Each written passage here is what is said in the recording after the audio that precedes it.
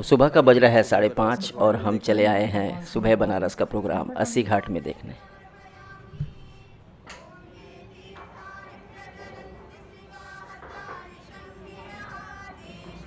यह है यहाँ का नज़ारा। आप देख सकते हैं दूर दूर तक सुबह की छटा छाई हुई है और कुछ ऐसा दृश्य बनता है सुबह बनारस का। लोग एकत्रित हुए हैं, आज कोई स्पेशल प्रोग्राम है सुबह बनारस।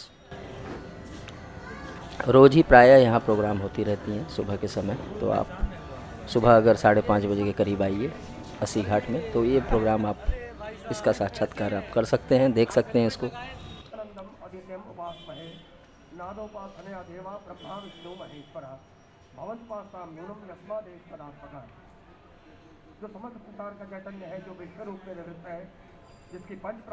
बहुत ही मनोरम छटा है आसपास की, इसकी अनुभूति एक आनंद देता है मन को, एक शांत वातावरण।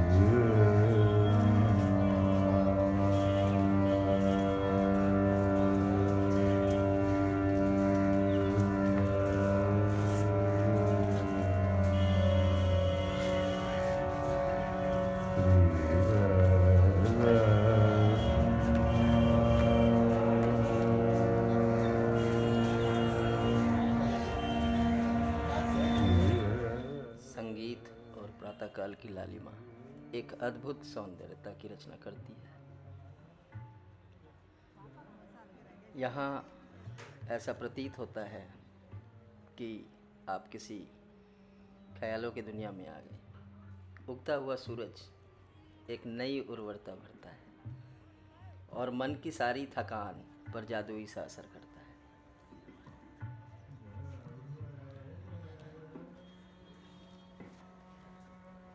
बनारस आए और गंगा घाट नहीं घूमा तो आपकी यात्रा पूरी नहीं होती। चाहे कैमरे में आप इस दृश्य को कितना भी कैद कर लें, पर यह छप जाती है आपके मस्तिष्क और हृदय में एक अविस्मरणीय घटना की तरह।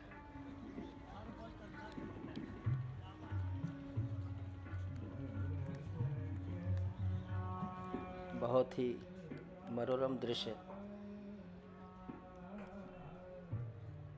जिसकी अनुभूति सिर्फ आपको यहाँ आकर ही हो सकती है। गंगा घाट आए और नहाया नहीं तो फिर क्या मजा लिया।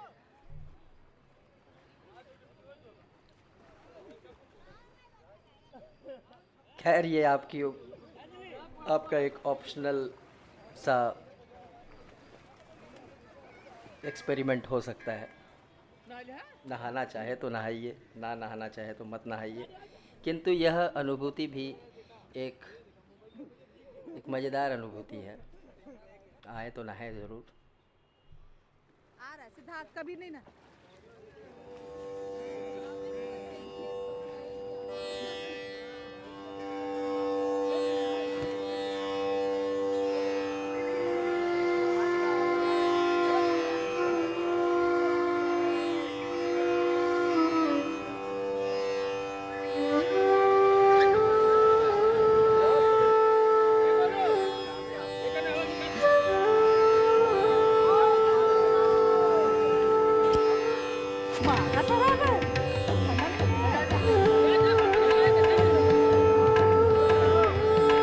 उसको पकड़ कर रहिएगा, स्लिप करेगा।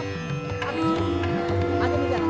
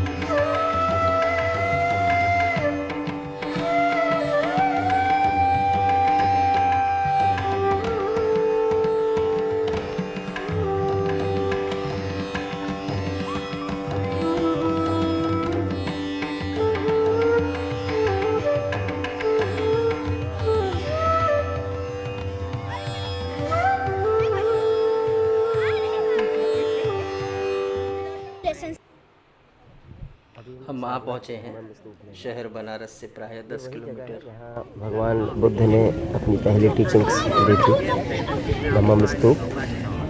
और ये बहुत पुराना स्तूप है, सारनाथ के बीचों बीच स्थित है। इसके बगल में हम लोग आर्कियोलॉजिकल म्यूजियम भी है, और सारनाथ का धम्मम स्तूप हमारे ठीक पीछे नज़र आ रहा है। और ये स्तूप वो स्तूप है जिसके जहाँ पर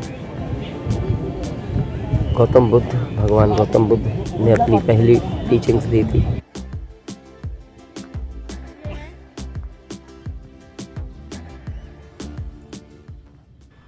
सामने स्थित कुछ बच्चे पार्क में अपने YouTube चैनल के लिए कलाबाजी करते हुए, इनका एक छोटा सा YouTube चैनल है और ये गाजीपुर में स्थित किसी गांव से यहाँ आए हैं। काफ़ी दूर है गाजीपुर बनारस से, और इनका उत्साह देखते ही बनता है। वीडियो रिकॉर्डिंग करते हुए, शूटिंग करते हुए।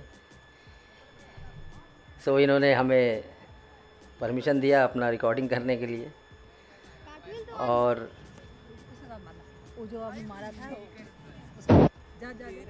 हम देख सकते हैं कि काफ़ी चहल पहल है यहाँ पार्क में। आज दिनांक 14 फरवरी है और वस्तुतः भीड़ रहती है हर जगह, किंतु कोरोना के कारण काफ़ी पाबंदियां हैं आसपास के इलाकों में।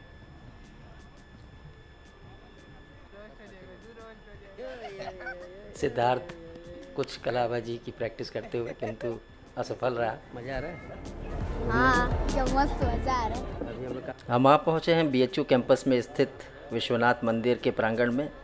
काफ़ी अच्छा माहौल है। शाम का प्राय 5 बज रहा है। अभी शाम का बज रहा है 5:30 और हम सभी चले आए हैं नौका विहार के लिए।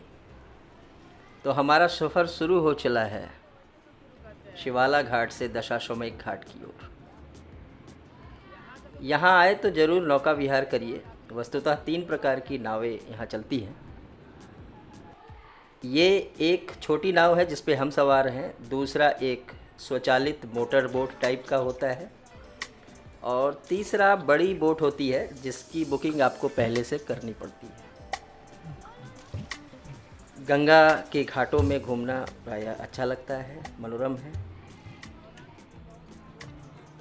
ये नावें हमें सारी घाटों से होते हुए दर्शन कराती हुई दशाश्वमेध घाट की ओर लेकर जाएगी, जहाँ हम बनारस का प्रसिद्ध गंगा आरती देखेंगे। चौसठिया घाट क्या है?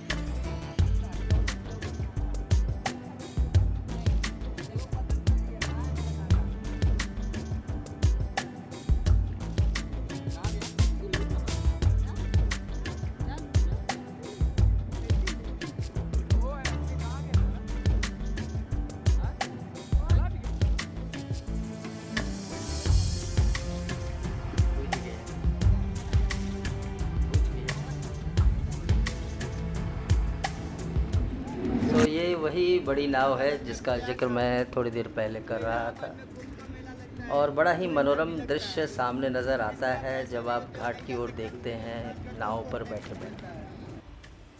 तो शाम का समय है, थोड़ी ठंडी सी है, फरवरी का महीना है, थोड़ा ठंडा तो रहता ही है। और उस तरफ आप देख सकते हैं सूर्यास्त हो रहा है, और गंगा का एक ओर है वो, उस ओर का किनारा जहाँ तक लोग जाते हैं सुबह के समय अगर चाहे तो।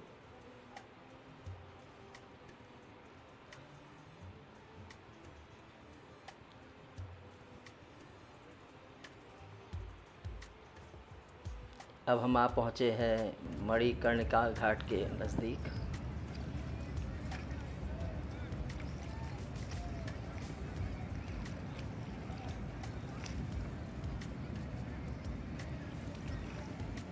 हर एक घाट एक अलग अलग किस्म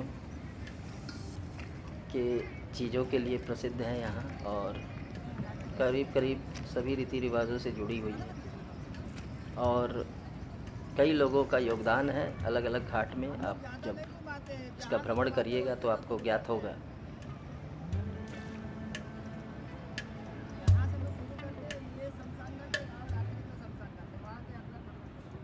ये नावें आपको पूरी तरह से सभी घाटों का दर्शन कराते हुए ले जाती हैं।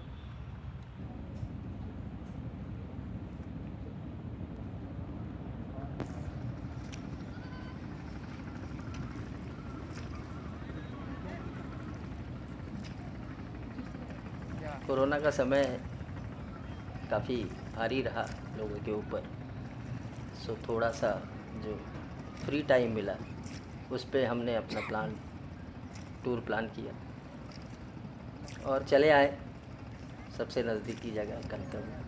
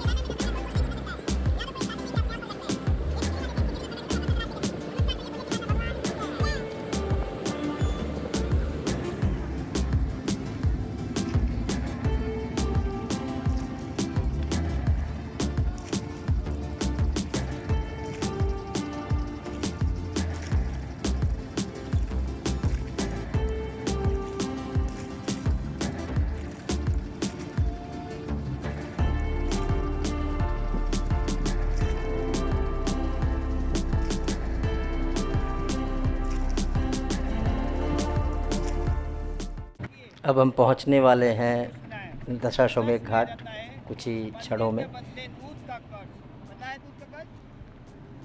बोलता है माँ मैं आपको मंदिर दिया, आज से मेरा दूध कक्का ज़्यादा हो गया, तो माँ उसी समय क्रोध हो जाती है, बोलती जाओ बेटा तुम्हारा मंदिर हमेशा के लिए टेढ़ा हो जाएगा, क्योंकि माँ का दूध का कष्ट कोई नहीं अदा कर सकता है, वो चाहे जितना पैसा वाला हो जाए। हमारा नाव वाला भी किस्सेबाज निकला और काफ़ी कहानियाँ और किस्सा उसने हमें सुनाया इस सफ़र के दौरान। और अब हम पहुंचने वाले हैं दशाश्वमेध घाट के प्राय पास में, और यहीं से दिखाई पड़ता है ये मनोरम छटा, जहाँ पर तैयारियां शुरू हो गई हैं आरती की, गंगा आरती की, जिसे हम देखेंगे अपने नाव में बैठे बैठे ही किनारे की ओर। आप देख सकते हैं बहुत सारी नावें आके लगी हुई हैं और काफ़ी भीड़ है इस समय, इस वक्त रोज़ ही रहता है, रोज़ाना का ये चेहरा है दशाश्वमेध घाट का, जहाँ प्राय इतनी ही भीड़ जमा होती है। हो सकता है कि आज थोड़ी कम हो। और यहाँ से बैठे बैठे आप गंगा आरती देख सकते हैं, सुन सकते हैं।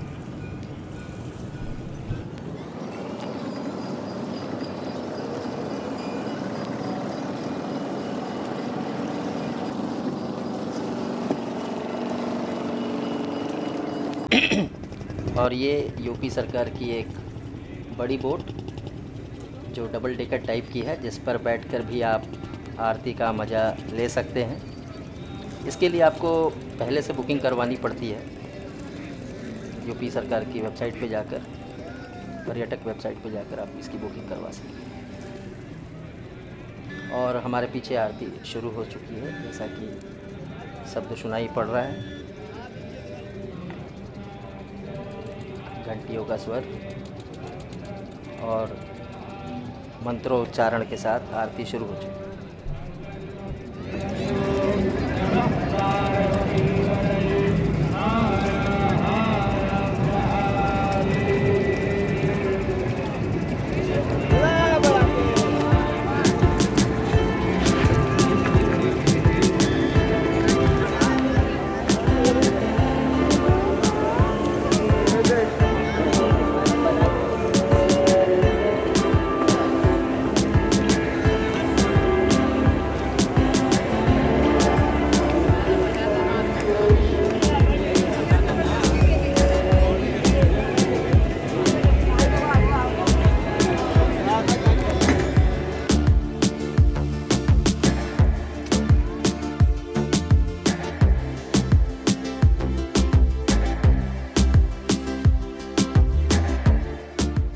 तो आरती समाप्त हो चुकी है प्राय। अब हम चलेंगे वापस दशाश्वमेध घाट के एक घाट पर, जहाँ से अब हम थोड़ी देर बाद शहर पे निकलेंगे। कुछ शॉपिंग वगैरह अगर करना है या आपको बनारस की प्रसिद्ध चाट वगैरह खानी हो तो आप दशाश्वमेध घाट के आसपास स्थित बहुत सारी दुकानें हैं अच्छी अच्छी, वहाँ पर आप घूम सकते हैं। चौक वाला इलाका बनारस का।